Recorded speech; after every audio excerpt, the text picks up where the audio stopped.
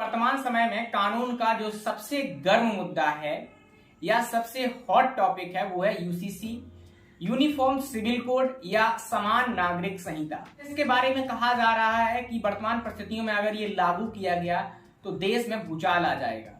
देश के कुछ संप्रदाय, कुछ धर्म इसका बहुत ही जबरदस्त तरीके से विरोध कर रहे हैं। उनका कहना है कि ये भारत के संविधान के खिलाफ है और जो मूल अधिकार हैं उनमें जो धर्म की स्वतंत्रताएं दी गई हैं उनको समाप्त कर देगा।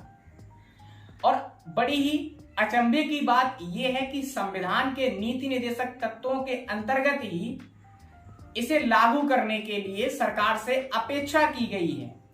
जो संविधान निर्माता थे वो चाहते थे कि भविष्य में सरकार इस पर विचार करे और इसके संबंध में कोई कानून बनाकर देश पर लागू करे। और इसके साथ साथ दोस्तों सुप्रीम कोर्ट ने भी अपने तमाम मामलों में सरकार से ये आग्रह किया है कि आप यूसीसी क्यों नहीं लागू करते।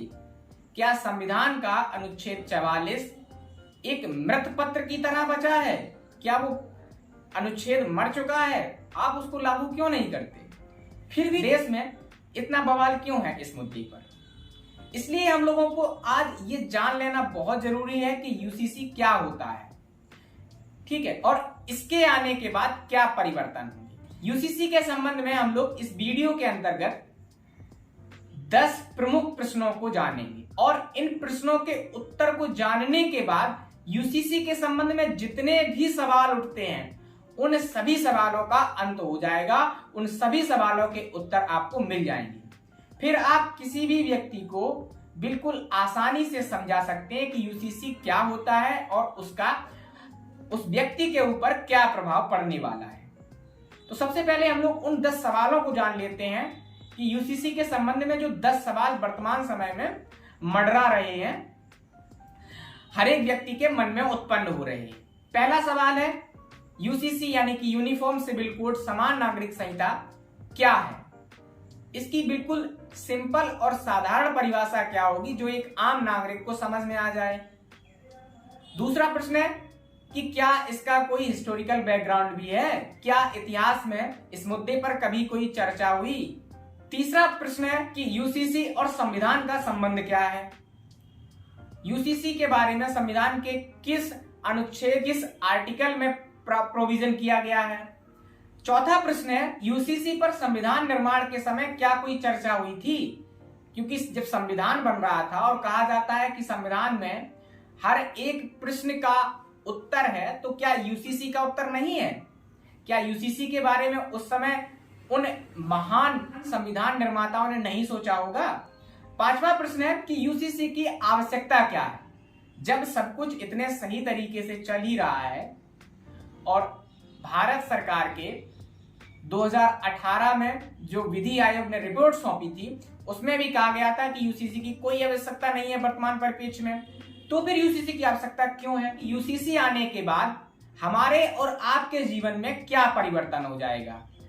क्या वो अच्छे दिन आ जाएंगे जिनके लिए मोदी जी वादा कर रहे थे? सातवां प्रश्न है यूसीसी का महिलाओं पर क्या प्रभाव पड़ेगा और खास तौर से मुस्लिम महिलाओं पर, क्योंकि ज्यादातर जो स्थिति दयनीय बताई जाती है तथाकथित लोगों द्वारा, वो कहा जाता है कि सबसे ज्यादा अगर किसी धर्म में, किसी संप्रदाय में स्त्रियों की स्थिति बदहाल है वो मुस्लिम समाज है। तो ऐसा क्या परिवर्तन हो जाएगा मुस्लिम समाज की महिलाओं पर? आठवां प्रश्न है यूसीसी पर डॉक्टर अंबेडकर के क्या विचार थे?